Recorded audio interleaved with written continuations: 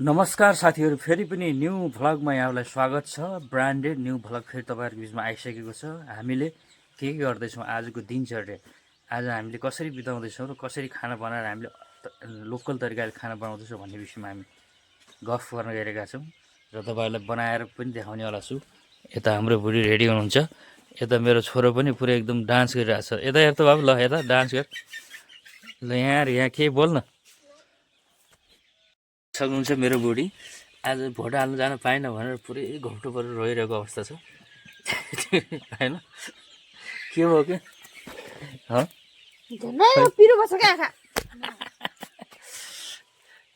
पुरै रोइरहेको स्थिति छ।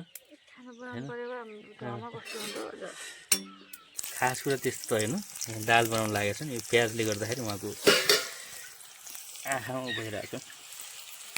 किन यस्तो रोइरहेको आजको के छ त नि, सबै मान्छेहरू चुनाव भोट हाल्नु जाने भनिरहेछन्, अनि तिमी चाहिँ कहाँ दाउरा जान्छु भन्छौ त नि। देशप्रतिको माया छैन क्या तिमीमा? यसो तिम्रो एउटा भोट भयो भने त नि देशको लागि त केही होला के अरे? कोहीले केही गर्दैन नि। यहाँ हुने बेलामा नेताहरूले घर दैलोमा आउँदै भोट ल्याऊ भन्ने, पछि पायो भने गएर आफ्नो चाकले हेर्ने छैन, खुसी पायो भने खतरा भनौँ त यार, हो त के अरे। जसले पनि आफ्नो लागि हो, जब आफ्नो लागि गोजी भर्दै पनि कोहीले वास्ता गर्यो, जनता मरुन् कि बाँचुन् कि। त्यही भएर त सब मान्छेहरू त आज पुरा एकदम दाउरा के अरे भोट हाल्नु जाँदैछन् मान्छेहरू, सब खाली हुँदैछ, अनि तिमी चाहिँ दाउरा जाने भनिरहेको छौ। हामी दाउरा जाने हो, कोहीलाई केही दिने होइन। बरु दाउरा बोक्दाखेरि फाइदा होला नि, भात पकाएर खान पाइएला। हाम्रो दुई बुढाहरूको लागि दाल पनि पाइसक्यो, हामी थोर दाल बनाउँछौँ। हामी दुईजना छौँ, मेरो छोरो छ, छोरो चाहिँ कहाँ गएको छ। दाल हामी सिम्पल तरिकाले बनाउँछौँ यसरी। के दामी भयो त बुढी,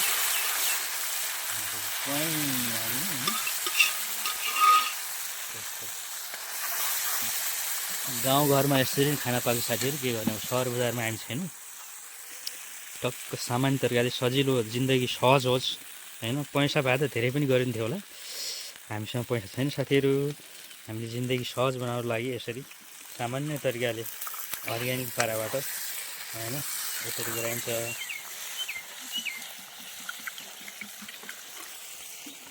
अनि बिहान मुख सुख नधोएरै हो? मुख नधोएर ल, बिहान उठेर मुख धुन्छु त आफू जस्तो मानेको ल। मुख धोया लाग्दैन मलाई।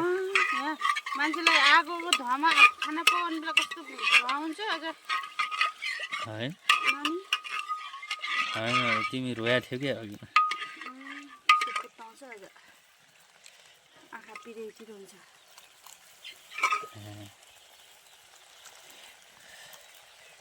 त्यही सँग साथीहरू, अब मजाले दाल बनिसक्यो, सबै भात बन्छ, झ्याम बनाएर। अनि बुढी अनि ऊ बनाउनु पऱ्यो कि चटनीमा आज यार, सिद्रालाई खतम गरिदिनु पऱ्यो होइन? कि साग बनाउने? साग साँझ खाउँला, सिद्रा बनाऊ है साथीहरू। हामीसँग साग पनि छ यहाँ, टक्क एकदम यो पुरै आफ्नै बारीमा आफ्नै हातले फलाएको साग हो यो अर्ग्यानिक साग। टक्क यसलाई के भन्छ, भाजीको साग भन्छ हाम्रोतिर, तपाईँहरूतिर के हो, रायो पनि भन्छ होला होइन बुढी? कहिले रायो भन्छ, कहिले भाजी भन्छ, आफ्नो आफ्नो हुन्छ भन्ने तरिका।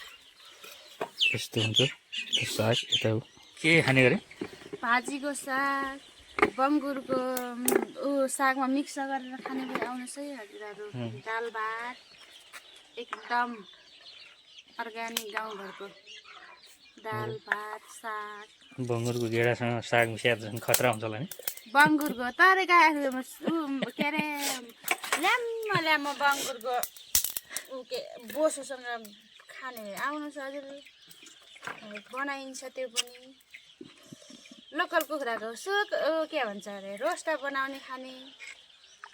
कोही कोहीले त राम्रो मान्दैनन् होला, त्यो हड्डी मात्रै हुन्छ भनेर। मलाई चाहिँ गजब लाग्छ उसको लोकल कुखुराको के भन्छ अरे, सपेटा एकदम मसला पिसेर अनि उसमा त्यो जालीमा राखेर एकदम नुन हालेर मोलेर पुरा रफाएर पोलेको चाहिँ मिठो लाग्छ कि। हो र, मेरो बुढीको गफ तपाईँले सुनिसक्नु भयो होला होइन, त्यसरी नै गफ दिनुहुन्छ होइन उहाँले फेरि एउटा सिङ्गै कुखुरा नै हानिदिइहाल्नुहुन्छ कि मान्छे यस्तो हो भने यस्तो खतरा होइन खान त पर्यो त मरिलानु के छ र जिन्दगीमा खाने हो रमाउने हो फेरि ठक्क अगाडि एउटा जाँडको बटुवा हुनुपर्छ यत्रो खालको होइन है जहाँ त खान्न त्यसै गफ नलगाउनु लास्ट बेचे त नगर्नु न मेरो होइन मजा गरेको उहाँले जाँड रक्सी भन्ने कुरा तपाईँलाई पनि त्यस्तै खोजेको खोज्न त के गर्नु पुरा बुढा र बुढी रक्सी खाने झल्लिने रल्लिने भइदिएको भए बल्ल हो र मजा आन्थ्यो होला हामी त्यस्तो परेनौँ त्यही भएर होला मलाई त्यति हेपेको है जिराले धन्यवाद